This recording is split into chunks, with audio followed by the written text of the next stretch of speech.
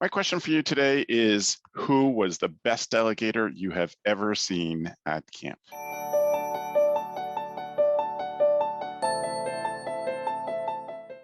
Hello, Camp Pros, and welcome to the CampHacker podcast. My name is Travis Allison. I am a summer camp marketing and strategy consultant, and I help camps translate what they do so more families want to send their kids to camp. Hi, everyone. My name is Chris Hudson. I'm a social worker and the director of Camp Highlight, a sleepaway camp for kids who have LGBTQ plus parents. And my name is Gabrielle Rail. I'm one of the camp directors at Camp Waro. Camp Waro is an all-girls camp, and we focus on creating a positive environment for gender minorities. And my name is Joe Richards. I'm the executive director at Pierce Williams Summer Camp and Retreat Facility in Fingal, Ontario. Welcome, everybody. Welcome to this episode. Today, we're going to talk about how to be a better delegator. I think one of the most important skills about managing your time and even your mental stress, but also one of the hardest to develop, especially when we have a very particular vision about what we want to happen at our camp and how we want things to be handled. And so I thought I'd start with just a simple question for all three of you. Gab, I want to start with you. Who's the best delegator you've ever seen? Best delegator I've ever seen. I'm going to be bold and frank. I'm going to put Jane McCutcheon, who ran so many different associations in Canada and has helped a lot of us in camping. And I'm going to put myself very close to Jane McCutcheon because of my straight up, not because I thought it was a good idea to delegate, but because of my learning differences. I really had to learn to ask for help. And at the beginning, I thought it was quite a weakness and I was fairly embarrassed by it. And now that I'm older and I see how skilled my staff are, because I do need to rely on them for a lot of different things, I see the benefits of delegating. I love it. That's perfect. So good. How about for you, Joe? Oh, I don't know. I had a business manager, Judy Bigger, who was pretty good at delegating the tasks she didn't want to do, which is the key to delegation, is delegating the tasks you don't want to do. I would also put myself pretty high up on a list of best delegators because I just no surprise. Yeah. No emotional attachment to things like. I often use the phrase, and what I think my staff would say, I often use a phrase with them that, if the program director is not doing the program exactly the way that I would envision it, but they're the program director. And if I wanted to be the program director, I would just make myself program director and do it exactly my way. But because I'm not the program director, I will let them continue on in their inferior ways. But let's explore that more in just a second. Chris, how about for you? Best delegator you've seen? I've been sitting here racking my brain. And I think the problem is with a lot of the jobs and situations I found myself in my life, it tends to be very social worky and touchy-feely. And you get a bunch of social workers in a room and nobody wants to, how can I say this politely? Everyone is really concerned about how everyone feels at every step of every process, at every moment, about every task. And I can embrace part of that, but at the end of the day, listen, you just need to get some shit done. I'm going to be really honest about that. And so I think back and I can't name any one particular person who was the best delegator, but there are definitely people who I think have helped me mold my style as a delegator, who can keep the long-term goal in sight, have some short-term benchmarks, and also are checking in with people about how they feel in service to getting to the goal. Not just how do you feel? Because I am a social worker and I am touchy-feely, but every moment is not a moment for us to discuss your trauma. Sometimes we have to get work done. So I'm just going to match this room's energy and say I'm the best delegator I've ever seen. So I love that for us. What about you, Travis? Yes, I have had a couple of camp leaders who were great at it, that gave me some foundation. But I mean, I had the same, it was just a process of becoming a better camp director that I had to learn to be better at it, even if I didn't have great examples. And Beth is great at it. Beth knows her strengths. I think this, I mean, which takes us kind of to the next stage of the discussion. I think that there is some important thinking behind why we delegate. And I think that we should lay that out. And one, it goes to Chris talking about meetings where everybody's concerned about feelings. And I think camp leaders tend to fall into that category in general pretty often, that we are very concerned and want to take care of the people around us, the people who work for us. But I think that if I was trying to teach delegation to someone, I would be saying, how can, even in a meeting, like how can we focus on the job, because it allows us to expand the mission and it allows us to accomplish more in the mission. And having everything be, first of all, introducing the concept of what a bottleneck means in processes. And if everything has to stop by the director's office to get the answer to a question, then that person is the bottleneck. It might be that you as the director, it might be one particular staff member who just needs to feel like they are in control.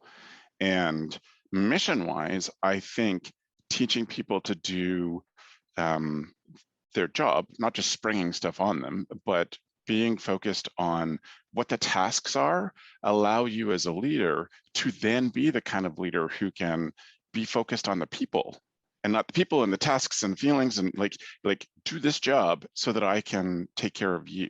You're taking it away from me. Like, I think that that's an important focus.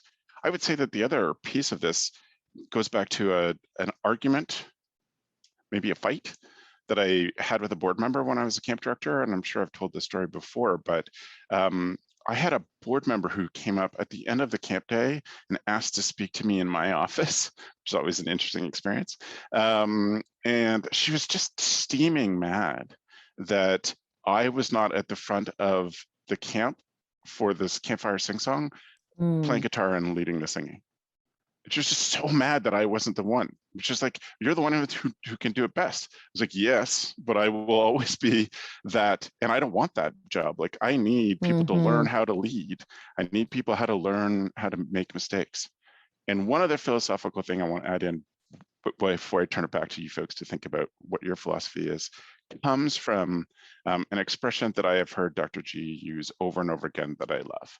It is important when you're delegating to say to people, when you make mistakes, not if you make mistakes, that you acknowledge as an institution, as a leader, that everybody is going to make mistakes. When you make mistakes, this is how we'll deal with it. Not, metaphysical, if you ever make a mistake, we need to acknowledge that everybody will make mistakes. So those are some of the important things that I think about in planning to become a better delegator, to accepting others taking on some of these roles.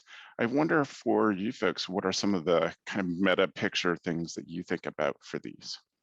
What I think about when I think about delegation is I think about Lao Tzu, and I think about the quote that a good leader is not essentially when all is said and done, you want them to think we did this, not they did this, right? Like, not the leader, not the camp director. Delegation gets into the idea of the cult of the camp director, and which is, if you haven't heard the phrase before, right, that idea that the camp director becomes more important than the camp. So staff are loyal to the camp director, but not the camp. But the idea that you can disappear as the camp director or as the executive director, and everything seems to happen without you being present. If I can do my job and all of the campers at camp, all they think I do is play guitar at chapel, awesome, great. And on more than one occasion, I've had campers introduce me to their parents on closing day as like, oh, this is Joe and he plays guitar at chapel. And I'm just like, okay, great. Right? Like, you don't need to know what I do the rest of the year. And to kids, it's not important, but the ability not to be at the front, not to be leading the activities, is where growth happens for your staff. And if you choose to always be the person leading the activities and you need to be present, then what are they going to do when you're not there? Right? This is the delegation. Yeah, delegation is one of those things we talk, our staff also talk a little bit about this idea of what happens, if during the summer I was to die on a Saturday, what happens Sunday at 7:00? Camp happens Sunday at 7:00, right? Just because I'm not there doesn't mean camp doesn't go on, right? Because none of us are so important that camp can't happen without us or shouldn't happen without us. So it's really about this. I love the idea in my mind of this, disappear, but that takes on a whole bunch of other things, right? The idea that people might then say, if you're a young camp director, you might worry too much about what other people say, which is not my issue in life. No. I don't, but I also don't know. I don't know if I was thinking about this, because when I think about delegators, I think about my mom, and I think about, right, that she ran organizations, but she didn't really do all the work. She just made sure other people did the work, right? Like that's the whole point of motivating and delegating and getting things done. And I think that at camp, that is truly your role. Anybody's role as camp director isn't to be the one who is present for the campers all the time. I don't even go to campfires. I go to one campfire a week, and we do campfire every single night. I go to one.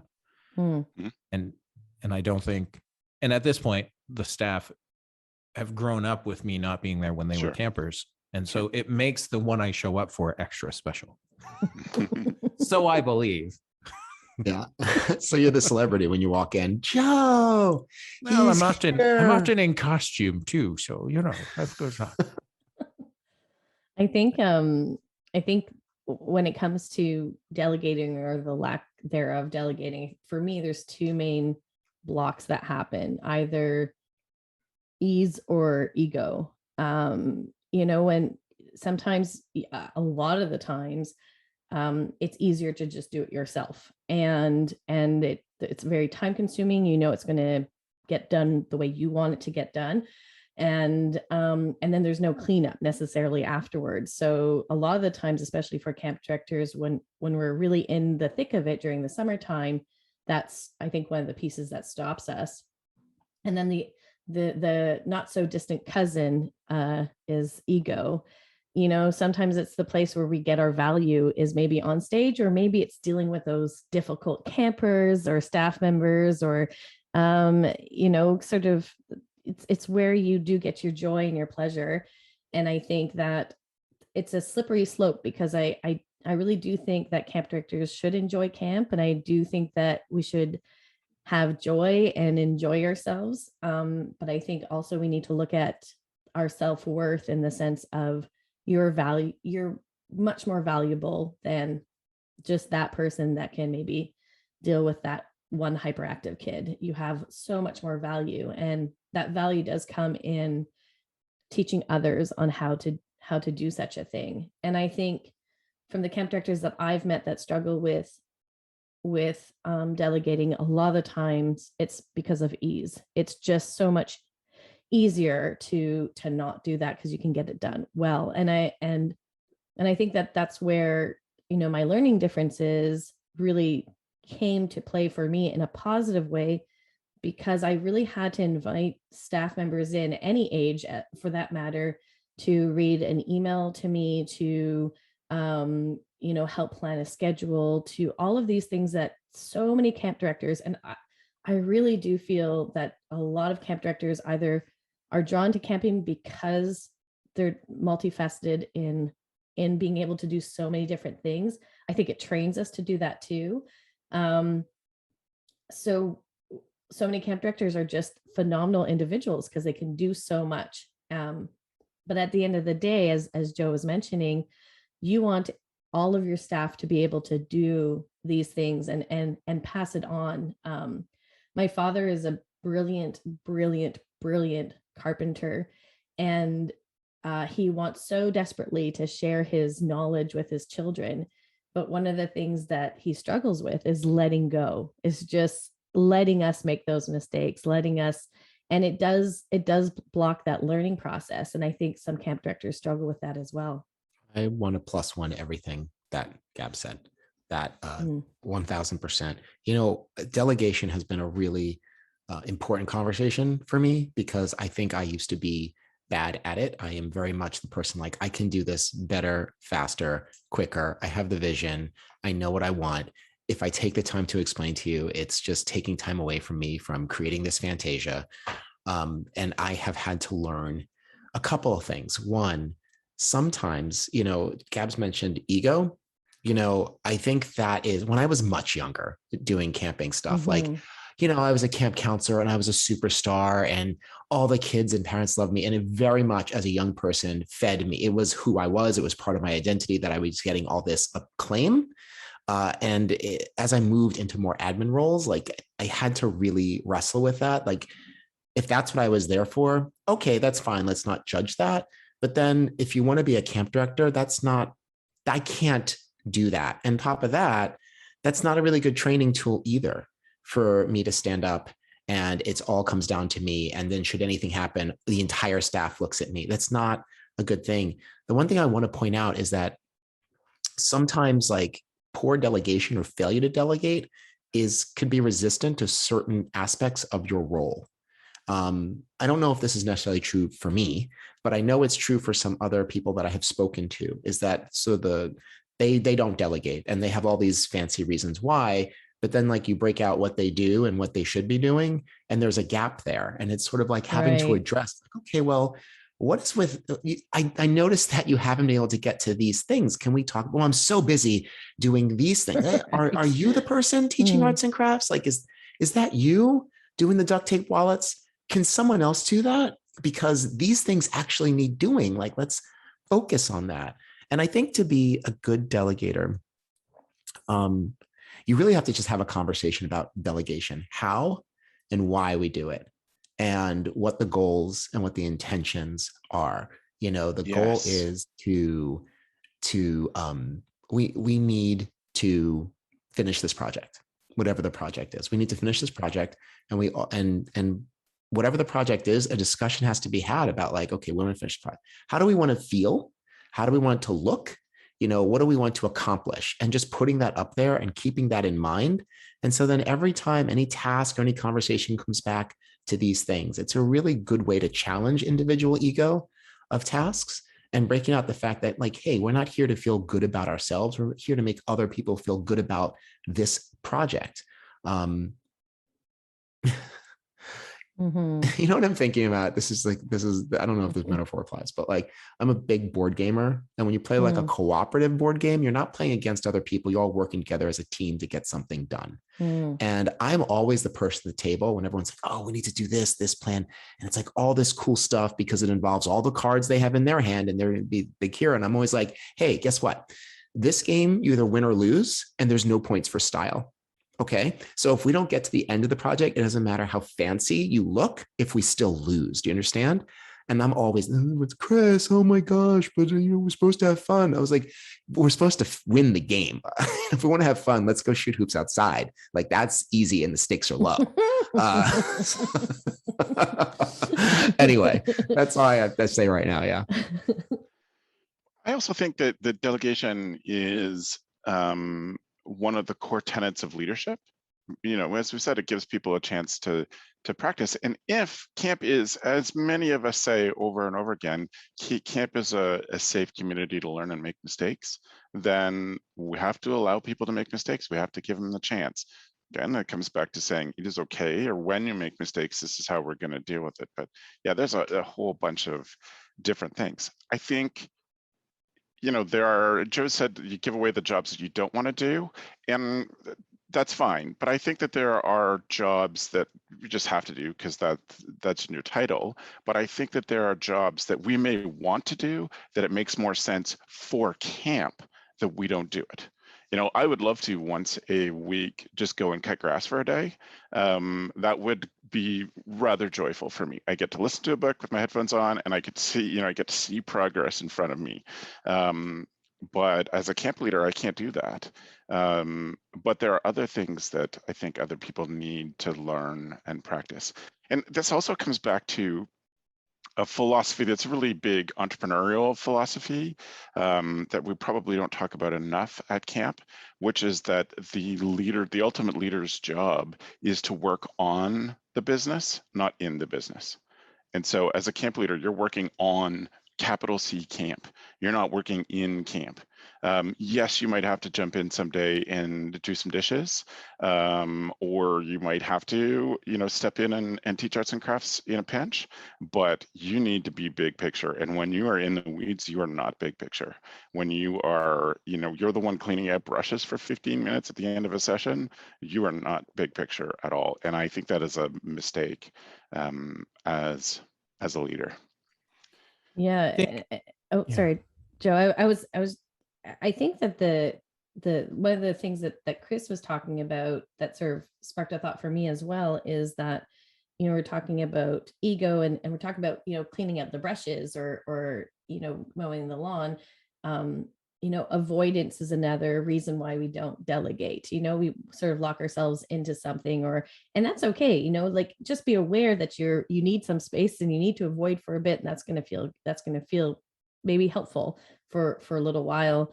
But yeah, you have to look at the big picture. And I think sometimes people don't know where to start when it comes to delegate. How do I start? And I try to just not do, daily camp tasks alone. That's sort of and stuff that includes my job as well. If I'm planning a leadership team meeting, I don't do that by myself. I bring in a leadership team to help me. If I'm answering a parent, I don't do that by myself. I bring in a staff member to do that with me. I pretty much do almost all of my tasks with somebody else beside me. And of course there's relevance there, but sometimes I just haven't spent time with this one person and they're freaked out. They're like, why am I spending time with you? Am I going to get fired? I'm like, no, I always need a little assistance and thought it'd be cool if you could help me. And I noticed that you're great at X. And then we get over the awkwardness and we have this great working relationship now because we put some time, but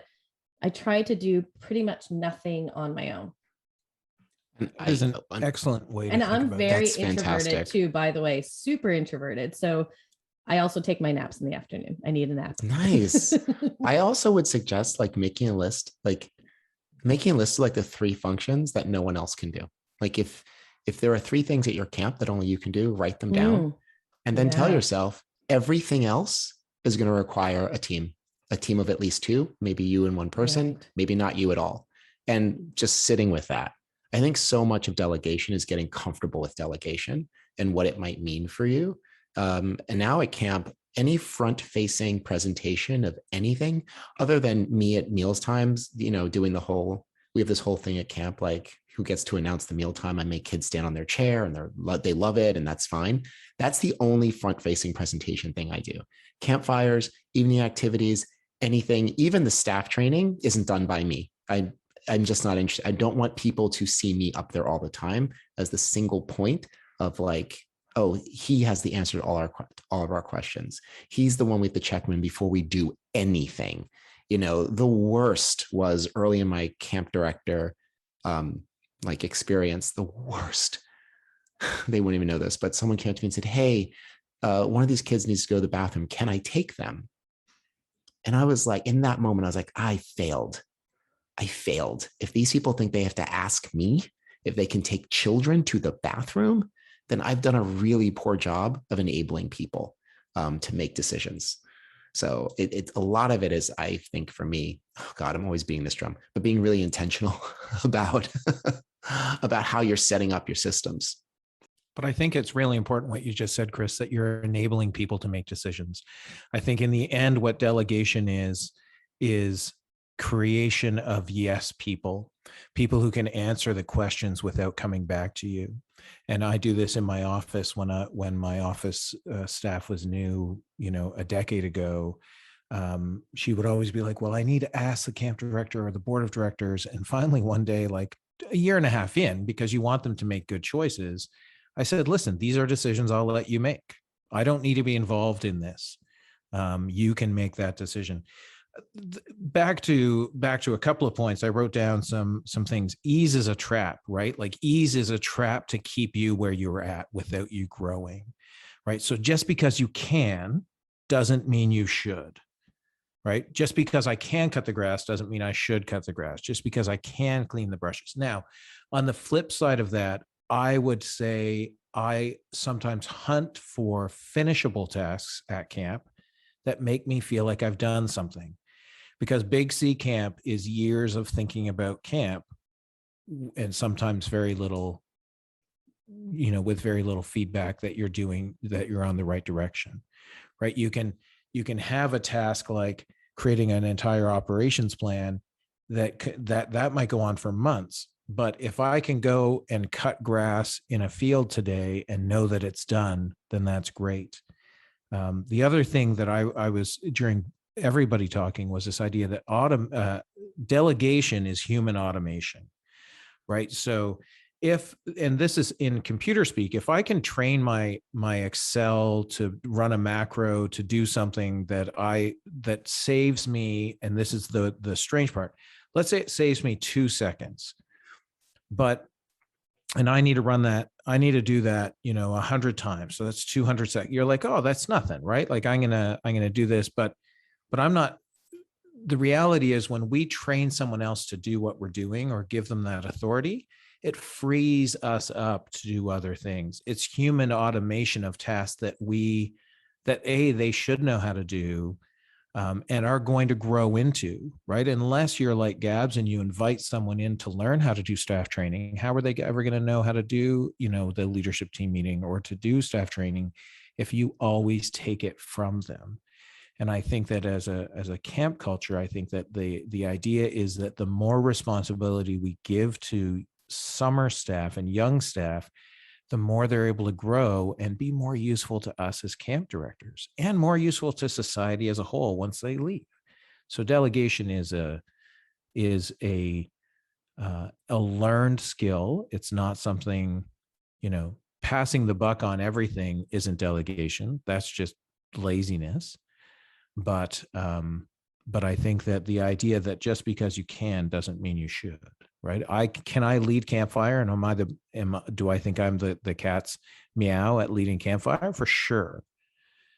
And there's certain tasks that eventually you also learn, right? That and Travis has been present for this. We run a morning radio show at camp, and I have let other people run the radio show, but there's just a certain. When I'm a host on the radio show, which is just morning announcements after breakfast, it's a different atmosphere. And sometimes I'll let it go. Like I'll be like, oh, you two really want to run the radio show. And then then I don't need to show up for breakfast. I'm fine with that. So I want to double down on something that Joe just said. Delegation is not just passing the buck. That is really important. Young people, like the young people on the leadership team, like that delegation, when I'm like, oh, we need to talk about delegation, that's like, I ask you to do something, then you ask somebody else to do it. That is absolutely not it. Again, it's the focus on getting a project done and being in communication with people's strengths and weaknesses, and being honest about what you can and can't do, and still always moving towards that goal. It's not just like, oh, I'm just passing stuff downhill. That is not it, everyone. Well, and it's dangerous too, right? Like you might be giving somebody something more than they can chew, and exactly, that's we don't want to do that. But like I said, it's in conversation with people's strengths and weaknesses, or strengths and challenges. Exactly. And that's what good delegation is. Like, hey, I'm really good at this, I can take that on. Hey, that's great. You know what, I'm not so great in this part of it. Okay, well, what can we do about that? It's an entire project management session. It's not just like, I don't want to, someone needs to run down to the dining hall to get what? Yeah, why don't you do that? Or someone needs to plan this. I'm tired. That's not delegation. You just need to be somewhere else doing something else. Thank you. Yeah, and I think that you're bringing up a good point in the sense of camp directors do need to role model the poop jobs at camp, and do need to put in the docks, take out the docks if they're physically capable, or plunge a toilet. These are the things that are important to role model. And again, that's not what delegation is, doing those jobs. It's inviting somebody in to learn how, and also the why behind it, the why you do the things that you do. And that's where I really find the connections happen, like soldering a line for electricity. Once that's soldered, and then boom, all the lights come up. That's the why. And they'll come up with their own whys, which are just they're very, very important. But I remember almost all of my lessons where I understood the why behind it. And that's the opportunity that we get as camp directors, is to pass that piece on. This is why I do it this way. There are a couple of pieces, so I would ask you folks to think about a tool or piece of advice, final piece of advice for someone who wants to become a better delegator. And I'll warm that up with a couple that I had written down in thinking about this. Joe mentioned this before. If you have a camp philosophy of making tiny continuous improvements, that is really a delegation technique. You're empowering people to look around, solve problems, and you're only asking for tiny things. I love the idea of 2-second improvements because it's such a tiny ask. But if your expectation is every day camp gets 2 seconds better by every single person in this room, then you're building a culture of problem solvers who can take on and feel confident when things are delegated to them. It also means that they become better communicators, and most importantly, you become a better communicator. You're used to then breaking things down so people understand the process, or you are accepting this Travis Allison philosophy that you are always teaching, and that in everything you do, you're trying to do, as Gab said, just have someone with you to learn how to do it. And I think the last piece of advice is to require that everyone has a pen and notebook with them at all times. You are a professional camp leader if you have a pen and notebook with you. That means that, in my case, it's usually pen and recipe cards. That means that if I give you a takeaway something, you can just write it down. Or if I need to give you instructions, I can break out the steps on a card and I can just hand you that card if you don't do it. But that is, an expectation. I think a great expectation. It was our expectations for our staff members. You had a notebook and pen on with you, because then you could delegate clearly and you could be delegated to clearly, and enough to at least get you started on things. So, Chris, I would say to be a better delegator, I think communicating with your staff what decisions they can make and what decisions they cannot make, or rather working backwards, which decisions can't you make? So let's just say you say to your staff, whenever it comes to kids and their safety, you can make all decisions in the moment. When it has to come with communication with anyone off the grounds, that's not a decision you can make. So anything in that realm, you cannot make it. I think it sounds kind of vague, but I think forming those containers is helpful in instructing your staff about responsibilities. And when responsibility gets shifted to them, making sure that they don't shift it to someone else, right? So there's no role confusion about like who is doing what. I think that is really a good foundation and groundwork to build before you get into sort of like the more project management aspects of delegation. Just what can I do and what can't I do? And then discuss barriers. I think that's the other thing to become a better camp director. Like I said before, like if you are avoiding delegation because there's some things of your role that you don't want to attend to, like really dig into that. Like what's going on for you? Like, why don't I want to do these things? Are these things that could be delegated? Maybe it's something you can turn your eye away from, but who knows? You don't even need to do it. But when it comes to your staff, also discuss barriers to them being able to embody parts of the role that they are doing. So those would be my 2 tips, is like discuss with your staff what decisions they cannot make and decisions they can, and then discuss barriers they have to performing certain tasks. I love that, to just clarity, Chris, that you're talking about. For me, I would say celebrate passing on knowledge from the rest of your staff. Celebrate when somebody is taking the time to pass on knowledge or an experience. Kate Taylor, who runs Camp Kanawana, worked at Waro for many years, and we had a new staff member who was working with us in the office part-time, and Kate was showing her, how to do something, and this new staff member said, in an evil voice, said, "Wahaha, I'm going to learn how to do this so well, and then I'll be indispensable at Waro because I'll know how to do this one thing." And Kate said to her, "Well, actually, what we value is you learning to do something really, really well and passing it on to somebody else. And the reward," and I was, of course, eavesdropping in, had my headphones on, but, turned down my music lightly.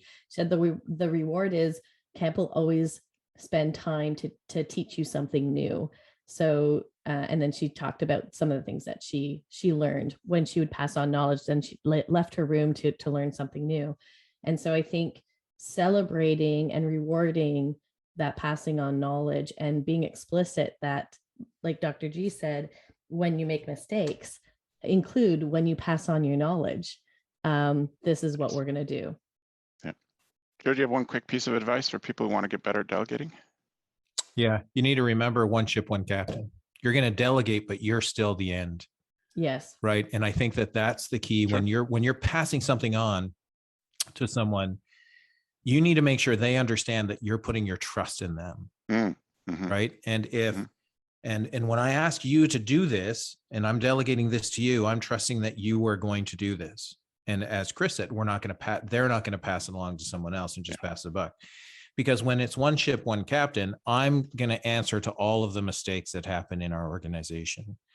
And when I pass a delegation to you, if it goes wrong, I'm going to come to you and I need you to tell me exactly why it went wrong. But yeah, one ship, one captain, and you got to learn to care less about what people think about you. The world, you cannot imagine the freedom that you gain by this life lesson number one. Oh my God. If that's my motivational talk for today. Stop. Could you imagine caring? Could you imagine if young people could really embody that? Like, yeah. Oh my God. I have no idea when it started for me, but yeah, young people, old people. Yeah. Thank you. Thank you all very much. I appreciate your passion on this and what I think is a very important topic. We want to take a moment and just thank our sponsor, UltraCamp. We're so grateful for their continued sponsorship of the CampHacker podcast. And I hope you know, but I want to reinforce that for CampHacker listeners, there are 10 best marketing tools and tips available to you from UltraCamp for free. So if you go to ultracampmanagement.com/CampHacker, there is their free guide called the Marketing Toolbox. And well, it's one of those things that will empower you and make you feel good in your job. So if you ever feel like you spend too much time in your office that you have no time left for camp, then UltraCamp know that you did not get into this job to be a paperwork person, and you got into this job to make a difference. So they've created the software to help camp professionals like yourself handle the registration, the administrative stuff quickly and efficiently. Their pricing is transparent and flexible. That means that you can rest easy and focus on your campers. They have a low minimum entry point. They have clear pricing with no hidden costs, flexible payment terms, and no long-term contracts. UltraCamp's goal is to provide resources so their clients can spend more time in camp doing what they do best. Today, it's delegating. If all this doesn't sound like your registration software, don't you think it should? Visit their website, ultracampmanagement.com/CampHacker, and set up a time to chat. They look forward to meeting you. And so we are on to our final segment of today, the Tool of the Week segment. And just to keep things rocking along here, I'm going to start. I have a book that I have seen and I think it's just amazing. It's called Serious Work: How to Facilitate Meetings and Workshops Using the Lego serious play method. And so there's a way to take and even call for, this would be the fun part for me, is asking for donations of piles of Lego so that you could do fun meetings and fun teachings with the practical stuff involving using Lego bricks to help teach and facilitate. So that book, like all of our other tools of the weeks, will be found in our show notes at camphacker.tv/podcast. Chris, what's your tool of the week? So I am going to recommend a card game. It's called Once Upon a Time. And in it, you and I think up to 5 people are doing cooperative storytelling. It all starts with like cards, which have like just random elements on them, like a storm or princess or dragon or river. And you just tell a story using the cards in your hand once upon a time, and you use the cards in your hand to sort of just tell the story using these elements. Other people can steal the narrative from you by playing one of their cards. They're forced to use the part of the story you've already told, but have to build upon it. The fun competitive part is that everyone has a secret ending, and that ending card could say something, and they all lived happily ever after, or, and it was all a big mistake and they all got over it, or, and they all sailed off into the sunset on their wedding day. You are constantly trying to drive the story to your ending card. So when you run out of cards in your hand with the elements on them, you go, aha, and they all lived happily ever after. It's hilarious. And if you play with young people, it will get filthy. Nevertheless, it will be a great time. So I recommend it. Once Upon a Time. You have to play with people who are creative, who are a little wacky, and to follow up on something we just said in the episode, who don't care that much what other people think about them. We're just all here to have a good time, everybody. So check it out. Brilliant. Thanks, Chris. What's your tool, Joe? My tool is very applicable to something we did 2 weekends ago here at camp. We put together a whole bunch of new bunk beds, and we also had our floors sanded in our cabins. Our cabin floors are 2x4 on-inch flooring that hadn't been refinished since 1963. And so what we invested in were non-slip furniture pads. They're 4-inch by 4-inch things that come, and we cut them down to be 1-inch by 2-inch, and we put them on the bottoms of all of our wooden bunk beds so that if people move them around, they're not going to move as much, but if people do move them, they're not going to scratch our brand new floors. It's just one of those little things that that is needed around camp so that you're future-proofing your camp as you go. But yeah, non-slip furniture pads. Excellent. Thank you. Gabz.